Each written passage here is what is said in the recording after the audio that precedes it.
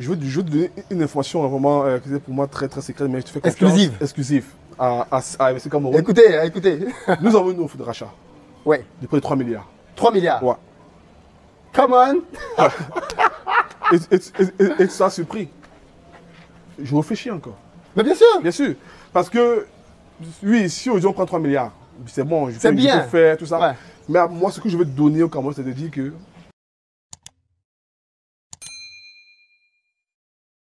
Ingénieur informaticien en Allemagne, CEO d'une compagnie qui pèse aujourd'hui plusieurs milliards de francs CFA. C'est la magnifique histoire de notre invité du jour. On parle d'une structure qui est en train de faire bouger les lignes au Cameroun et en Afrique. Et si vous ne la connaissez pas encore, retenez bien ce nom, BI. Derrière ce nom se cache l'histoire d'un jeune homme passionné de continent africain qui a décidé de tout investir, qui est revenu avec sa famille pour faire que les choses changent ici. Comment est-ce qu'il fait pour qu'en 3 ans, une entreprise nouvellement créée dans le secteur des transports se retrouve à être valorisée à plusieurs milliards de francs CFA? Il va nous expliquer les secrets de sa réussite dans une interview exclusive. Ceux d'entre vous qui voudraient participer à son projet, il vous donne la possibilité, vous aussi, d'investir votre argent pour que ce projet-là aille très loin. Parce qu'aujourd'hui, il est très tenté par une proposition qu'on lui a faite pour racheter sa boîte. Mais il veut aller plus loin. Mais pour ça, il a besoin d'être soutenu financièrement. C'est un investissement, bien évidemment, dans lequel vous aurez la rentabilité qui va avec. Mais tout cela, on en parle dans l'interview. Donc, c'est une interview très, très riche qu'il faut massivement partager. Il est grand temps que les uns et les autres se rendent compte que l'avenir du monde se joue en Afrique et que les Africains doivent en prendre conscience. Où que vous soyez sur la planète, et c'est lui qui l'a dit, Patrick, vous ne serez jamais plus heureux que sur le... Tu es entrepreneur aujourd'hui, tu es à la tête de BI. Moi, comme beaucoup de personnes, je pensais qu'à la base, BI, c'était une société qui faisait uniquement dans les motos, parce que BI, c'est très connu maintenant. Hein. Tes gars ont un bon branding. Ok, merci beaucoup. Du jaune, BI, donc tout le monde connaît un peu le service de livraison dans la ville. On va revenir là-dessus. Comment est-ce que toi, ingénieur informaticien, tu te retrouves de l'Allemagne à la logistique en Afrique? Mais présente-nous peut-être déjà ta structure. Qu'est-ce que vous faites pour qu'on comprenne bien que ce n'est pas juste une histoire de moto? Ok. Oui, bien évidemment, à la base, on venait d'abord pour la moto. Ouais. Mais au fil du temps, quand j'ai dit aux entrepreneurs, hein, votre vrai business, vous découvrez l'autre du business. Parce que c'est quand vous découvrez le terrain que vous comprenez les vraies réalités. Donc, on venait d'abord résoudre le problème de mobilité, de transport de personnes sur la moto. Mais après, on s'est rendu compte que le problème n'est pas seulement au niveau de la moto. Mais c'était quoi le problème que tu voulais résoudre? Voilà, c'est que il y a des motos dans la ville, pourquoi on a besoin de billes? C'est qu'aujourd'hui, au Cameroun, la moto est le mode de transport le plus utilisé. Oui. Mais malheureusement, c'est le mode de transport le plus dangereux. Oui. Il y a autant de décès sur la moto. Et j'ai eu la des agressions, des accidents aussi. Ouais, c'est ça. Oui. Et moi, en 2016, quand je suis au Cameroun, j'ai des amis promotionnés de la terminale C qui sont devenus Benskina. Okay. Pas parce qu'ils étaient des feignants, parce que justement, ils ont étudié, mais après, ils n'ont pas eu une session professionnelle. Et moi, je suis choqué, je dis, attends, c'est pas logique que Cameroun, des gens qui ont un bac C, bac mathématique, et qui ont fait un système universitaire, sont au chômage. Et je me dis, ces gens-là, quand j'ai fait une sorte d'études, ils ont un gain qui est largement supérieur même qu'un simple instituteur. Mais l'image qu'on garde derrière, ce sont des gens de la société. C'est comme ça que je me réfléchis avec mon collègue indien, avec qui j'étais en Allemagne, qui est aujourd'hui mon associé. Je me dis comment est-ce ce problème est résolu dans d'autres pays, que ce soit en Indonésie, en Inde et d'autres pays africains. Et c'est comme ça qu'on s'est dit, voilà, on se fait un benchmark du marché, comparaison. On dit, il est possible de pouvoir mettre en place un écosystème où pour prendre une moto, vous avez les informations du chauffeur. D'abord savoir est-ce qu'il a un permis de conduire, est-ce que c'est un gars qui ne sort pas de prison, voilà. Et sur tout son profil. Et plus tard, aussi avoir des casques numérotés. Que en cas de problème, il viole le feu ou quelque chose, on peut retracer qui est le chauffeur. Et c'est comme ça, avec cela, on s'est dit, voilà, c'est intéressant. Mais très tôt, on se rend compte que c'est grand problème, c'est que la moto ne les appartient pas. Ils sont juste des employés de quelqu'un sur la moto. Oui. Et déjà, en fait, avec la moto, on a eu le taxi. C'est-à-dire que quelqu'un achète plein de motos et il trouve des chauffeurs de moto. Voilà. On se dit, mais attends, on doit avoir le rendre le propre patron. Oui. Alors on a entamé le système où on les aide à avoir les motos. et qui nous remboursait à une durée bien déterminée. Ok, donc tu fais un système de leasing, quoi. C'est-à-dire, Voilà. tu achètes les motos, tu les mets à disposition des chauffeurs pour qu'ils en deviennent les propriétaires au fur et à mesure que le temps passe. Et là, ils se sentent un peu, ils savent que là, ils ont une sorte de plan de carrière. Oui, ils sont entrepreneurs. Voilà, ils sont entrepreneurs. Voilà. Oui. Nous, on voulait construire, on voulait les rendre auto-entrepreneurs. Et c'est comme ça qu'on se dit, voilà, ils ont la moto, mais après, qu'est-ce qu'on peut faire en plus? On a dit qu'on peut les aider à avoir les courses de transport de personnes, les livraisons. Donc en 2018, on a eu à travailler avec Jumia. On livrait pour Jumia, Douala, Yaoundé, Garoua. Et après la fermeture, on est obligé de repenser notre modèle de business. On s'est dit, voilà. Donc en fait, pendant longtemps, Jumia a été votre principal client. Voilà, c'était notre vache à lait. Comme ça. Mais bon, je veux dire, de là j'ai appris parce que il ne faut jamais prendre un client qu'on a acquis. Il peut arriver que demain on rompt le contrat ou demain il ferme et ça gâte directement votre modèle. Donc il faut toujours avoir au moins 3-4 vaches à lait, ce qui comptait avant d'avoir des petits PM à côté. Donc depuis, avec l'aide de nos collaborateurs que j'ai recrutés qui viennent de Jumia également, on a pu pivoter le modèle pour travailler avec les restaurants, les petits e-commerçants de l'informel. Et également aujourd'hui on a la chance de travailler avec d'autres grandes entreprises. Avant d'entrer dans des détails un peu plus techniques peut-être de ton activité, parce que tu rapportes quand même de la technologie dans cette activité-là, ce n'est pas juste de la livraison en réalité. On a compris d'où tu as pris le problème. Il faut quand même préciser que toi, tu es ingénieur informatique en Allemagne, un pays qu'on connaît tous, et qui rémunère plutôt bien ses ingénieurs.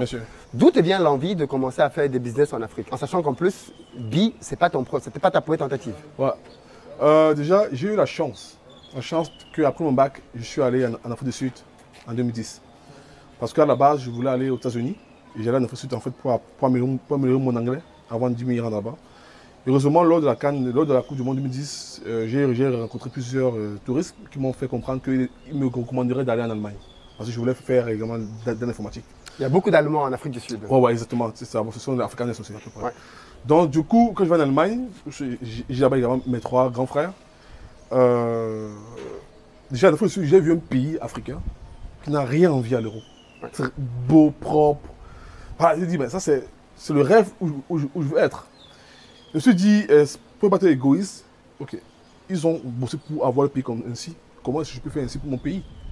Donc, quand je vais en Allemagne, je me suis dit, je vais peut-être faire un plan depuis. Que voilà, en 2015, je suis fini mon diplôme d'ingénieur. En 2020, je rentre à 30 ans. Moi, c'était comme ça, à la base. Donc, j'ai fait un planning. D'où même mes mots de passe, si je vois à un niveau N 2019 ou N 2020. Waouh! Donc, je suis fait ce pari et comme je savais où j'allais, même le choix de la femme que je voulais poser était carré. Quel est le lien avec la femme? Parce que si tu es en Allemagne et tu veux rentrer avec ta femme au Cameroun et qu'elle a vécu 10 ans en Allemagne, elle va rentrer, c'est compliqué. Good point, très bon point. C'est très compliqué. Donc j'ai pris une femme au Cameroun, je l'ai draguée à distance, on s'est connaissances, on venait en congé. Ah ouais, c'est vrai? Bien sûr, je l'envoie, c'est moi qui fais voyager, j'envoie l'argent pour voir comment j'ai l'argent. Là j'ai la ferme, il y a ça que j'ai dit. Et j'ai trouvé que voilà, c'était celle qu'il me fallait. Donc après la voyage, après on est rentré ensemble en 2020. Sans problème. Et elle travaille avec nous. Donc, j'avais un choix, j'avais un plan bien édifié. Et quand je finis mes études en 2015, je travaille, je prends un crédit où je lance une activité au Cameroun pour aider les commerçants de l'informel à pouvoir avoir accès au crédit et également au coaching pour les aider à mieux gérer leur activité. Ça se passe très bien, j'ai financé près de 200 000 € de l'informel. Oui. Mais après est venue la crise anglophone où j'avais plusieurs clients qui vivaient là-bas. D'où, du coup, j'ai un peu mis stop à cette activité-là pour vraiment changer mon modèle. Mais avant cela, j'avais une idée de dire au Cameroun, il y a assez de motos et ce n'est pas réglementé. Comment est-ce qu'on peut faire ce système pour remonter cela? Et c'est comme ça qu'après, on a lancé Bimoto en 2018. En fait, pour comprendre un peu la problématique qu'il vient résoudre avec son business, il faut juste se dire qu'au Cameroun, on est dans un pays dans lequel il y a beaucoup de conducteurs de motos, taxis, qui font le taxi, en fait, c'est-à-dire des motos qui transportent des gens, malheureusement parfois 2, 3, 4 personnes avec une insécurité totale. Et il faut aussi dire quand même que c'est un secteur qui a très mauvaise presse. Parce que c'est un secteur dans lequel les gens qui s'y lancent généralement sont des gens qui, pour beaucoup d'entre eux, n'ont pas forcément fait d'études et en plus n'ont pas de permis de conduire. Donc du coup, on se retrouve avec un secteur dans lequel on a beaucoup d'accidents. Un peu moins maintenant, il faut reconnaître non, que... un peu plus. Un peu, bon, après, je dis en proportion. En 2020, l'accident de moto a dépassé le taux de décès du palu. Ah oui, la moto a tué plus que le palu? Oui, en 2020. En 2020? Ouais. Ah ouais, donc là, c'est effectivement... C'est grave. Mea culpa, donc c'est très grave. C'est très grave. Donc on est dans un secteur, effectivement, qui est en forte expansion parce que chaque jour, il y a des jeunes qui prennent des motos, des jeunes diplômés, des jeunes même, comme il a pu le dire, qui ont fait des études universitaires, qui font de la moto. Parce qu'il faut quand même le reconnaître, si tout le monde se lance dedans, c'est parce que quelque part, ça rapporte quand même de l'argent. Ouais. C'est un secteur qui est rentable. Ouais. Moi, je connais des gens qui ont construit des maisons, Bien sûr. des maisons entières grâce à l'activité de la moto. Donc, c'est un secteur qui peut rapporter de l'argent, mais qui n'est clairement pas du tout réglementé. Il n'y a que depuis peu que j'ai compris que j'ai suivi que l'État maintenant exigeait que les conducteurs de moto aient des permis. Parce qu'avant, il n'y avait même pas un permis moto, si je comprends bien, pour cette activité-là. Oui, c'est vrai, mais maintenant que tu es permis. Pour nous, tu es chez nous, qu'on travaille chez nous, même si tu as un permis, on te fait un recyclage. Oui, parce qu'à un niveau, il faut savoir aussi comment se passe sur le terrain. On pense que oui, les gens peuvent le permis, faire c'est des pas seulement permis, dire un permis, c'est savoir rouler, avoir un service, comment gérer ton client sur la moto. Oui, c'est ça. Que nous apportons comme avantage, quoi. Donc c'est un peu ça. Et également au niveau de... On a découvert que la plupart des chauffeurs bâchaient. On dit vraiment, ça veut dire surcharger. Oui, bâcher, oui, surcharge, oui. Voilà. Parce qu'ils voulaient gagner plus d'argent. Oui. C'est dit, ok, nous, on veut offrir ce transport sans bâchement, Oui. non sans surcharger. Mais même temps aussi, on doit comment garantir leur recette d'argent. Oui. C'est comme ça, rapidement, j'ai pensé à la livraison. Ok. Donc, franchement, je suis sorti de ce modèle sans prise de tête. Ouais. C'est-à-dire, j'entrais pour des problèmes de base sécurité. Oui. Et surtout, remarque que non, il y a des gens qui ont besoin de se faire livrer les produits. Et là, on a lancé ce service de livraison à la demande. On travaille avec Jumia. Et même Jumia, franchement, quand Crébi en avril 2018, je ne connaissais pas Jumia. C'était surprenant. Malheureusement, celui qui me fait entrer à Jumia, c'est un ami qui est mort 3 mois après. La fois m'a mis à Jumia, Sébastien, dont Dieu mon fils porte son nom. Il me parle un jour, il dit que voilà, Patrick, mais tu as la moto, Dieu m'a vu les livreurs. Ah bon, il me dit oui. Je parle à Jumia, j'ai 2 motos. Après, puisque à Jumia, on avait des concurrents tels que les touristiques, les campos, tout ça. Mais eux, ils ont les longues procédures hiérarchiques. Or, moi, c'est moi le boss. Tu veux 1000 motos, je mets 1000 motos. Je me dis, Patrick, on veut 10 motos au nord. Je mets 10 motos. Patrick, on veut 3 camions. Je ne pas les camions. Je loue les camions dehors, je mets à Jumia. Et on me paye. Tu prends ta commission. La commission. Au fur et à mesure, on grandit. C'est pour ça, après, on ressort étant le partenaire priorité de Jumia. Et comme ça qu'on se fait du nom. Et après, malheureusement, quand Jumia part. Et là, tout le monde se dit, c'est mort. Franchement, non, on me ça quand Jumia ferme. Après, Itch arrive au Cameroun. Itch, les Français arrivent au Cameroun. C'était la mort. Même nos propres parents nous feraient dire, mais vous allez fermer. Les Français ont les moyens, ils vont vous faire, ils vont vous tuer, tout ça. mais j'étais très, très positif. Je dis, si Itch est là, ça veut dire Itch a les moyens de faire une étude de marché approfondie que moi. Ils sont là, ça veut dire qu'il y a un marché, ils sont au bon moment. C'est ça, ils sont au bon endroit. S'ils viennent, c'est la preuve que je suis au bon endroit. Et c'est comme ça que voilà, on continue à rester. Et on a vite compris qu'on ne parlait en franc avec Itch. Ils ont les moyens, ils ont tout pour aller très loin. On a dit on va adapter notre modèle par rapport à la concurrence. C'est là où avec mon niveau personnel, on a pensé aux services comme Be for Night, Be for School. C'est-à-dire on prenait les enfants chaque matin dans la maison pour l'école. Les parents payaient les abonnements. Et c'est un modèle qui a très bien marché. Sauf qu'après, on a vu qu'il y avait des risques d'accidents pour les enfants, on a arrêté. Mais on a essayé de dévancer Itch par rapport aux niches du marché qu'on a trouvé. Et qu'ils sont partis, ils disent maintenant. Ouais, ils sont partis. Ils sont partis maintenant. Ça veut dire que nous, on est fort. Hein, oui. Tout le monde vient, tout le monde part, toi tu es toujours là. Et justement, et là, après, on a compris qu'on était sur un bon marché. Il fallait comprendre vraiment le culture du client au Cameroun. Ouais. Et nous sommes besoin là. Ça va. Excellent. Ouais. Aujourd'hui, vous faites donc quoi? Parce que tu as testé beaucoup de choses. Voilà. Aujourd'hui, vous êtes sur quel modèle de manière stable? Aujourd'hui, je ne vais pas détailler tout mon secret. Là. Non, mais je veux dire les offres à l'extérieur. D'accord. On fait le transport des personnes. Transport des personnes. C'est-à-dire, une entreprise, tu veux envoyer tes commerces sur le terrain, ouais. Tu payes. Chez nous, on transporte toute la journée. Oui. Après, on te fait facture pour déclarer tes impôts. Okay. On fait également la livraison des produits commerçants. Oui. On peut livrer les repas, livrer les produits, e-commerce, les médicaments, okay. Tout ça. Et aussi avec les camions. On travaille avec Carrefour, avec Delight. On livre plusieurs produits de plusieurs entreprises au Cameroun. Et plus tard, on va venir avec un produit BP. Parce qu'aujourd'hui, on a plusieurs problèmes. C'est que les gens ont difficulté à pouvoir payer le transport avec 10 000 francs. Oui. Comme de monnaie. Donc, on met en place un service de paiement QR code où tu peux payer ta moto avec un QR code. C'est un plus qu'on va apporter. Et on a également développé une plateforme un peu comme Shopify. Parce qu'on se rend compte que la plupart des commerçants, la plupart des vendeurs de l'informel aiment vendre sur Facebook, sur Instagram, sur WhatsApp. Mais après, ils doivent gérer la livraison hors du système. On s'est dit, d'accord, on peut construire un Shopify adapté au modèle Parfait. et intégrer avec la livraison, le paiement BP et la logistique. Donc, c'est ce qu'on a mis en place. D'ici 3 mois, ça va voir le jour.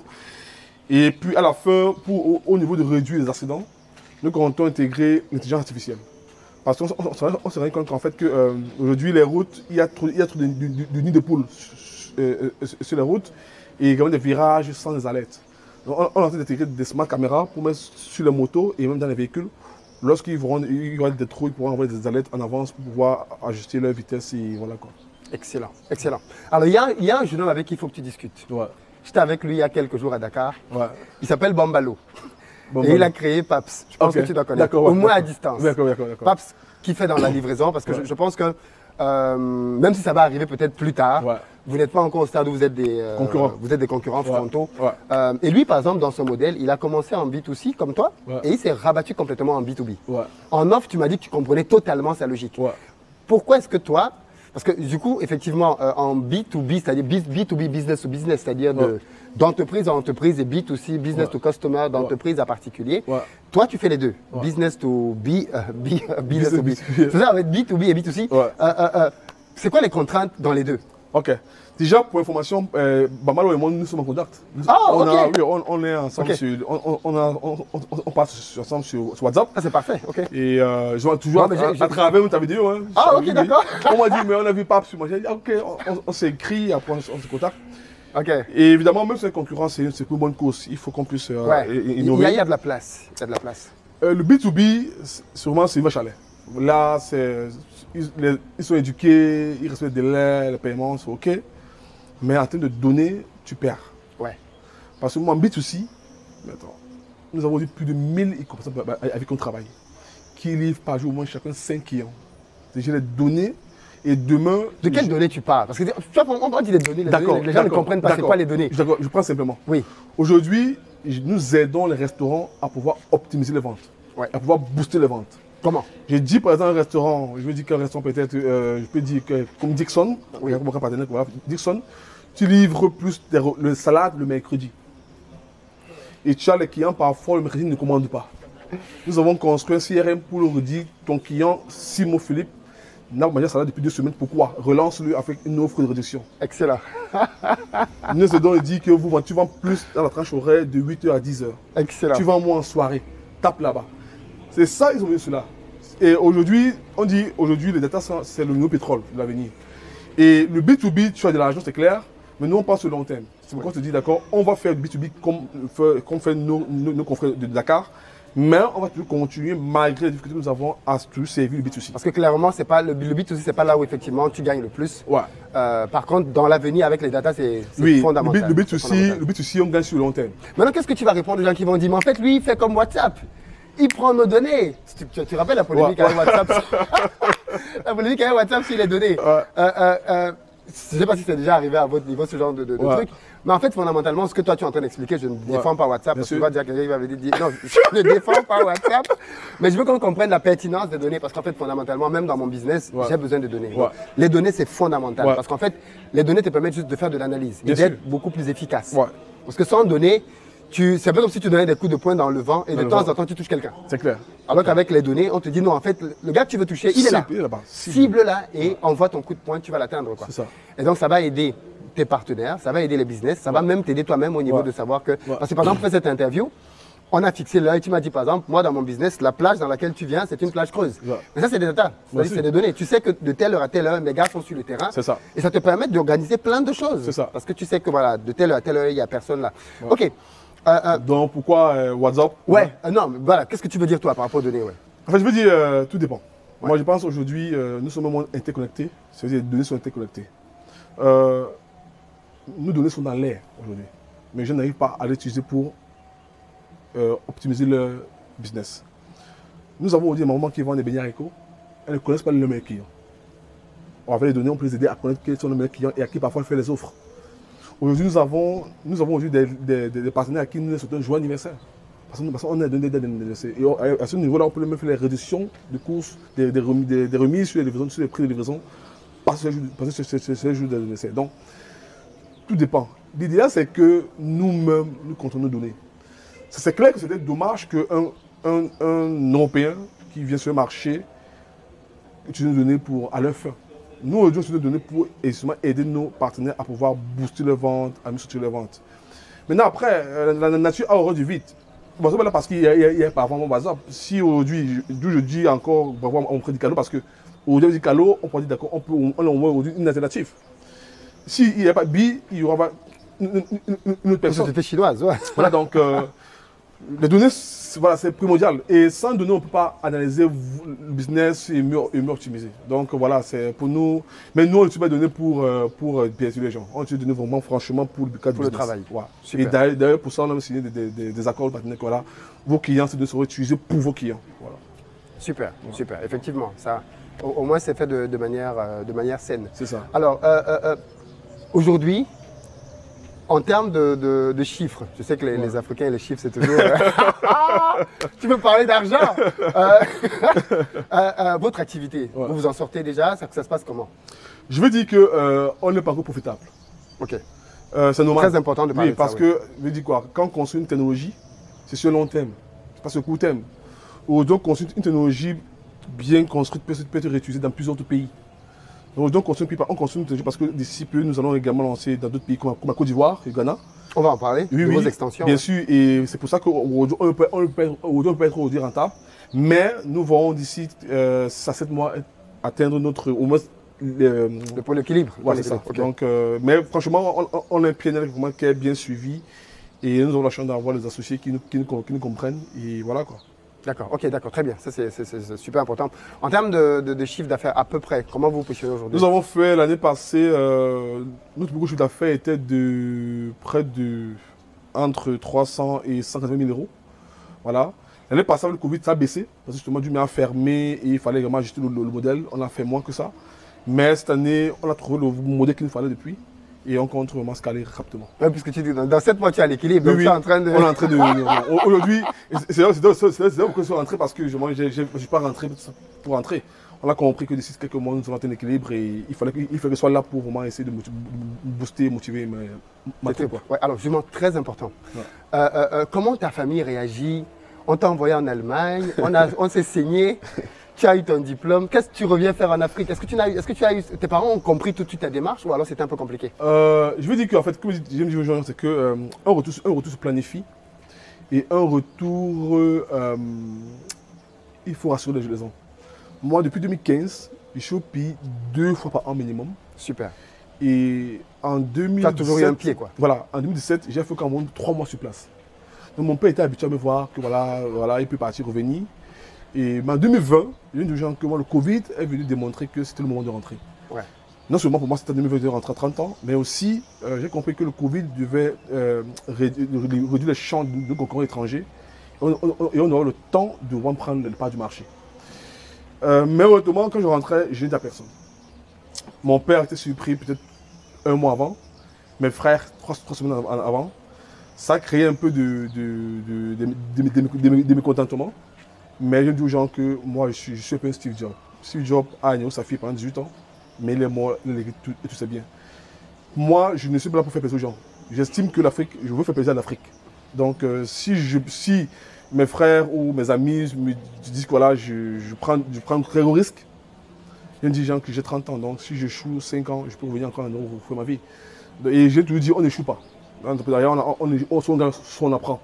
Et moi, aujourd'hui, au Cameroun, mes enfants sont très contents. Mes 2 enfants, ils sont épanouis. Ils parlent bien le fait, ma langue maternelle. Et tellement important. Voilà, mon épouse travaille avec moi, elle est équilibrée. Avant qu'elle rentre dans le soir, elle voulait parler, c'est fatigué. Aujourd'hui, quand on est ensemble, chacun dort parce qu'on est fatigué. Donc, pour moi, c'est vraiment très bien. Mais sinon, aujourd'hui, quand même, mon père est content. Parce que tout simplement, mon papa a chopé le Covid. Si tu n'es pas là, c'est que j'ai été grave. Parce que tous mes frères et soeurs sont sur l'étranger. Donc, étant sur place, quand même, je suis aussi une sorte de backup. Pour mon père, là, le week-end, il vient, on boit ensemble, on rit. Et pour moi, c'est aussi pour une fierté parce que ça permet aussi de garder la relation. Voilà, voilà. Donc, et aussi, même mon personnel, avant, je n'étais pas là. Et aujourd'hui, étant sur place, ils savent que je suis dans le bateau. Si on coule ensemble, si on gagne ensemble. Franchement, je recommande cette voiture à tout le monde. Même si tu ne peux pas rentrer plus définitivement, parfois, prenez même 6 mois pour rendre. Là, vous allez mieux vous découvrir vous-même personnellement. Et moi, je suis satisfait. Je suis très content que ce soit quelqu'un d'autre qui le dise. Vous savez bien que c'est ce que je dis tout le temps ici. Il faut donner la chance à l'Afrique que le continent mérite. Beaucoup de gens disent qu'ils aiment l'Afrique uniquement sur les réseaux. Revenez. Venez tester. Venez goûter pour voir combien l'Afrique est bonne. Parce qu'il y a tout à faire ici. Mais toi qui es ingénieur informatique, tu t'es pas dit à un moment donné qu'est-ce que je vais foutre dans les motos? Parce que alors attention, toi ce qui est intéressant c'est que tu es un vrai Africain, un vrai Camerounais. Toi tu tires sur tout en fait. Tu as fait de l'agribusiness. Tu as fait tous les business possibles avant d'arriver à BI. En tant qu'informaticien, qui finalement est une fonction transverse et qui peut agir partout, qu'est-ce que tu penses que ça t'apporte en plus d'être informaticien, mais finalement dans une activité logistique? Process et structuration. En informatique, pour développer un code, il y a un process, il faut structurer tous vos programmes. Et moi, j'ai toujours dit que ça sert de dire que je suis un doctorat, je suis professeur agrégé, si vous êtes capable de mettre votre savoir-faire au problème concret du terrain. En Afrique, je me dis qu'en Afrique, on n'a pas besoin de super docteurs.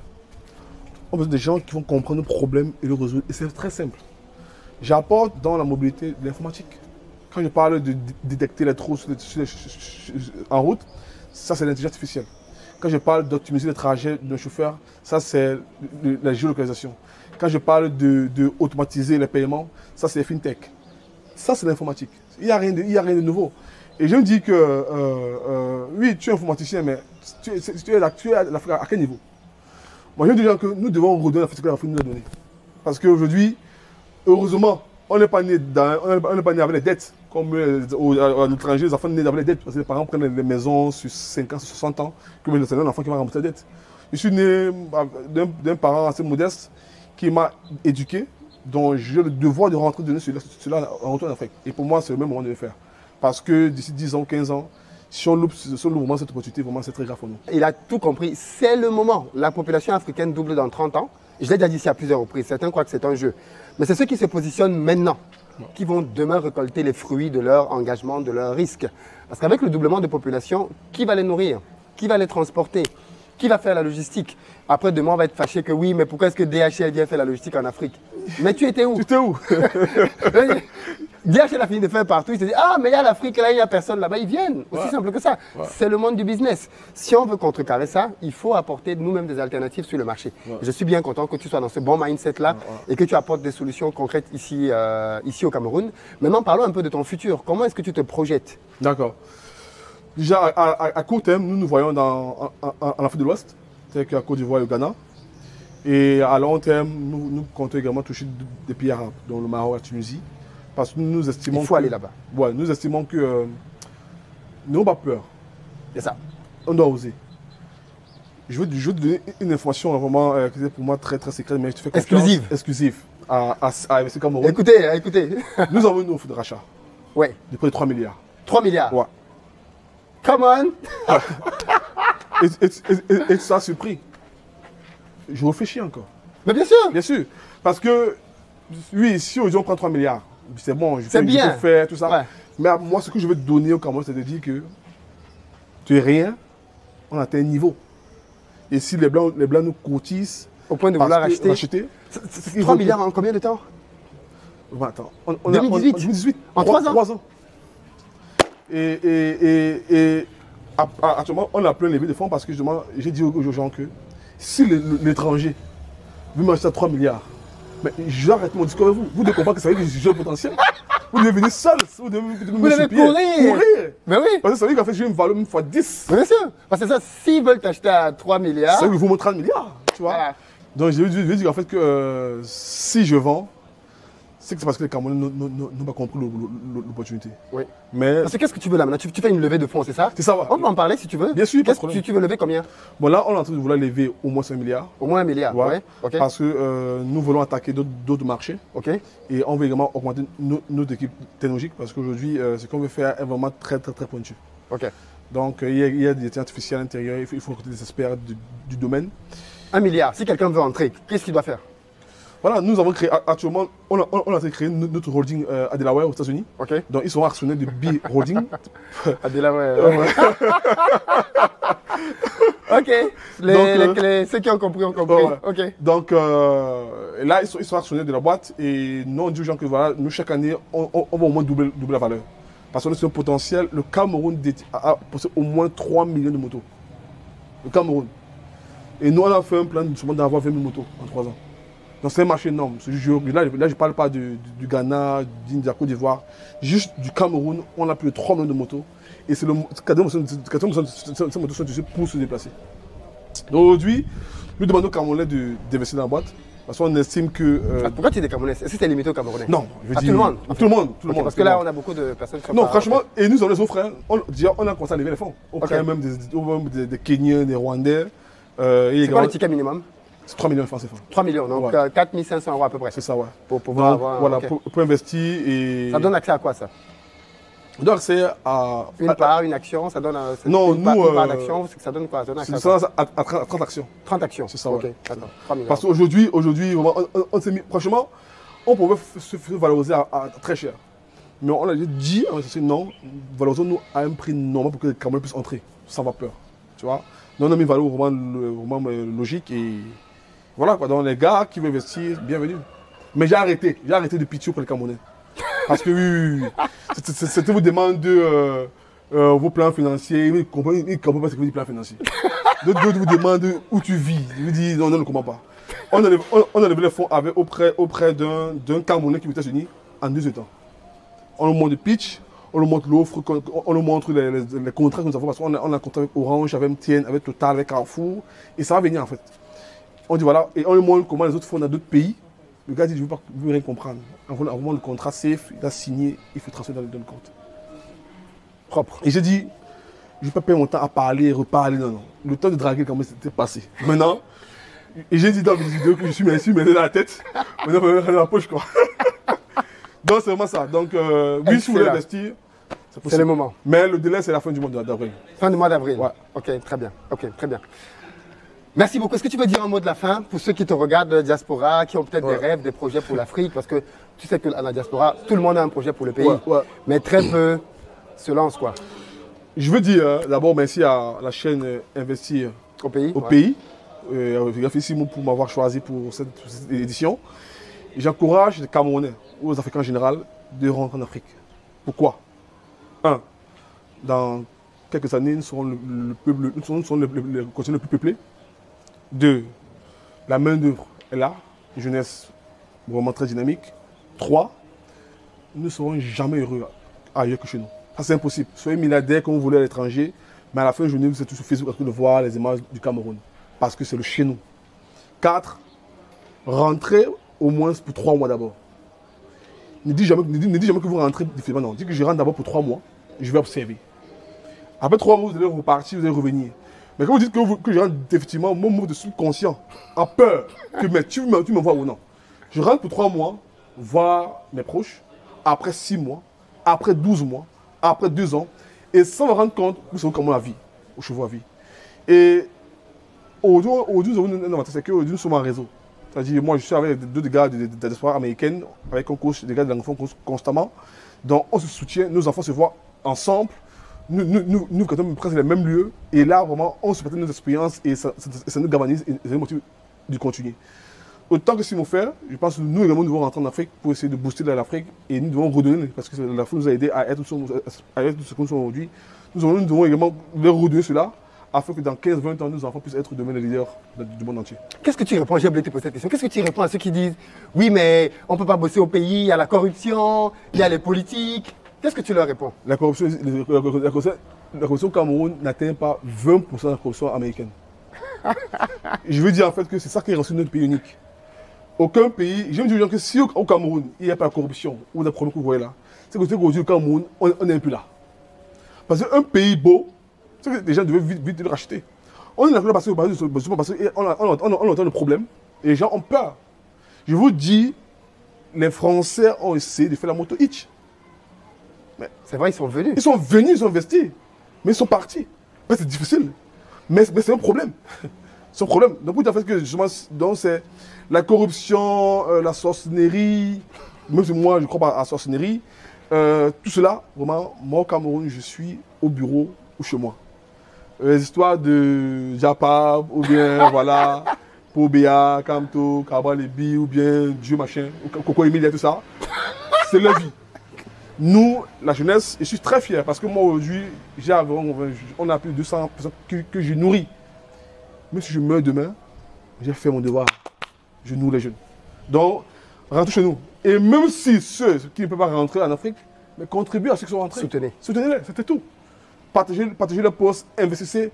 Et quand vous investissez dans une boîte africaine, oubliez d'abord que je gagne combien. Non.